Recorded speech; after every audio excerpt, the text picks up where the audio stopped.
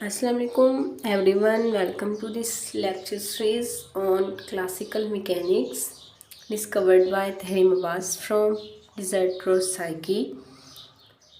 Following points we discuss. Firstly, introduction to classical mechanics.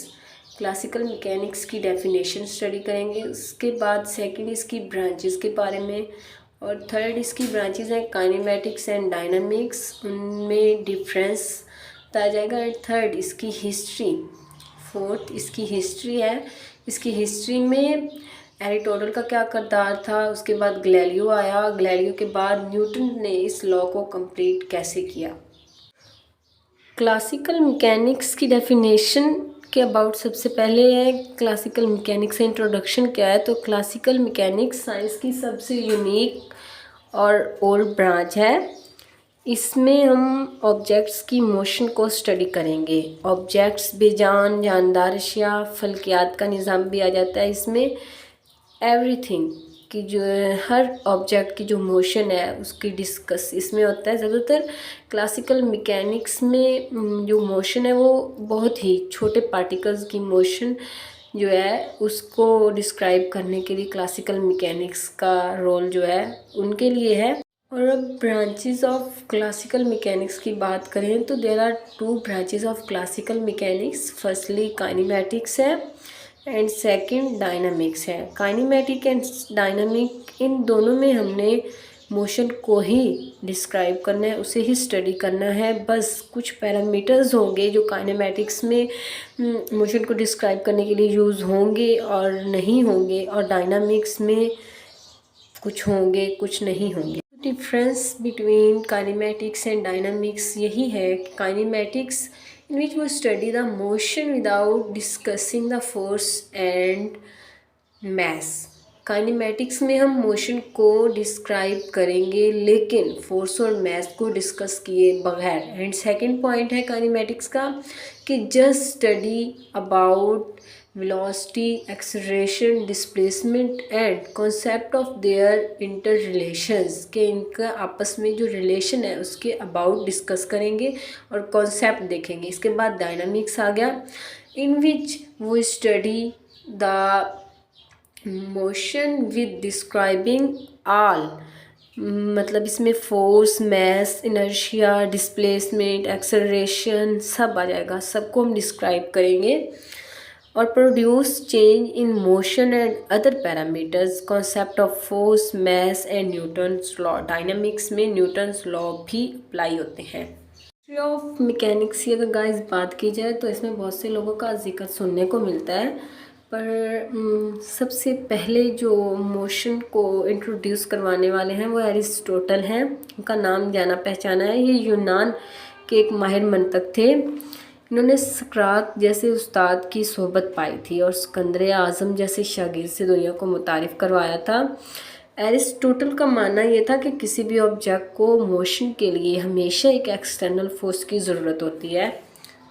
जैसे basically Aristotle's view of motion is it requires a force to make an object move in an unnatural manner और more simply, कि किसी भी object की एक natural ख़ासियत होती है. बेजान अशिया हैं तो उनकी कुदरती ख़ासियत है कि वो बस पड़े ही रहेंगे. जब तो यही बोल रहा है कि एक बेजान चीज़ या एक बॉडी की जो नेचुरल ख़ासियत है उसके ऊपर एक्सटर्नल फोर्स का अप्लाई होना, जब तक बाहरी फोर्स उस पर अमल नहीं करेगी वो जिस्म हरकत में नहीं आएगा.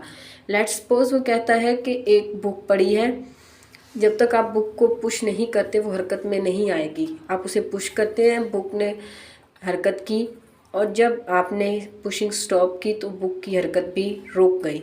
तो यही मतलब है उसका. गाइस हिस्ट्री में एक जाना पहचाना नाम गैलीलियो का भी आता है. तो गैलीलियो ने भी डिड्यूस करवाया था कि अगर एक बॉडी मोशन में है वो उस वक्त तक मोशन में रहेगी कि unless a force such as friction. उसने कह दिया कि फ्रिक्शन मुदाखलत, मतलब जब तक उस पर एक मुदाखलत करने वाली फोर्स अप्लाई नहीं करती वो रेस्ट में ही, वो मोशन में ही रहेगी. और अगर वो रेस्ट में है तो वो रेस्ट में ही रहेगी जब तक, मतलब उस पर किसी न किसी फोर्स ने अप्लाई करना है, उसे हरकत में लेके आना है. तो उसका जो तो गैलीलियो के जो ये रूल था, उसका जो ये लॉ था اسے بعد میں نیوٹنس کا پہلا لا قرار دیا گیا تھا. نیوٹن نے اسے اپنا پہلا لا متعارف کرایا تھا. گلیلیو نے فنڈامنٹل رولز بتائے تھے، کنسیپٹ آف انرشیا دیا تھا اس نے. گائز اب میکینکس میں یا کلاسیکل میکینک میں نیوٹن جو ہے اس کی جو ڈیولپمنٹ ہے وہ ریڑھ کی ہڈی کی حیثیت رکھتی ہے. اس میں میتھمیٹکس میں، کیلکولس میں اس کا بہت کردار ہے. ہم اپنے روزمرہ زندگی میں بہت سے اجسام کی حرکت دیکھتے ہیں. The motion of stars, motion of earth, move around sun, in sub per Newton laws applicable ہیں.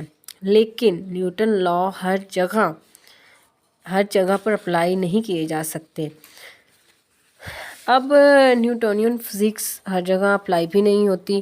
کچھ ایلیمینیشنز ہیں، جیسے کہ اگر ہم بات کریں ایٹمز کی، سب اٹامکس کی، پارٹیکلز کی، ایلیمنٹس کی، فوٹون، پروٹون، یہ چھوٹے چھوٹے پارٹیکلز ہیں. تو ان پہ نیوٹونین فزکس جو ہے اس کی ایلیمینیشن نہیں ہوتی ہے، اپلائی نہیں ہوتی ہے. تو چھوٹے چھوٹے پارٹیکلز ہیں، ان پر ہم نیوٹن لا ڈائریکٹ اپلائی نہیں کر سکتے ہیں.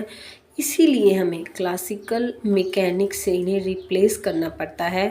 تو کلاسیکل میکینکس کا بیسیکلی یہی مقصد تھا کہ نیوٹونین جو فزکس ہے وہ ہر جگہ پہ اپلائی نہیں ہوتی ہے. تو کلاسیکل میکینکس یہ فزکس کی برانچ انہوں نے انٹروڈیوس کروائی، جس سے ہم بہت چھوٹے جو آبجیکٹس ہیں ان کی جو موونگ ہے ایٹ ویری ہائی اسپیڈ پہ ان کی جو موشن ہے اسے اسٹڈی کر سکتے ہیں. Newton called father of physics.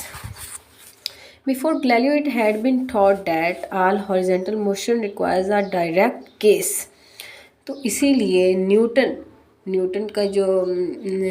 جو ہے اس نے لاز آف موشن متعارف کروائے تھے. تو یہ تھا آج کا ہمارا پارٹ 1. اگر آپ کو ویڈیو اچھی لگی تو لائک، شیئر اینڈ کمنٹ لازمی کریں اور ضرور ہمارے چینل کو سبسکرائب کریں. Thank you so much for watching this.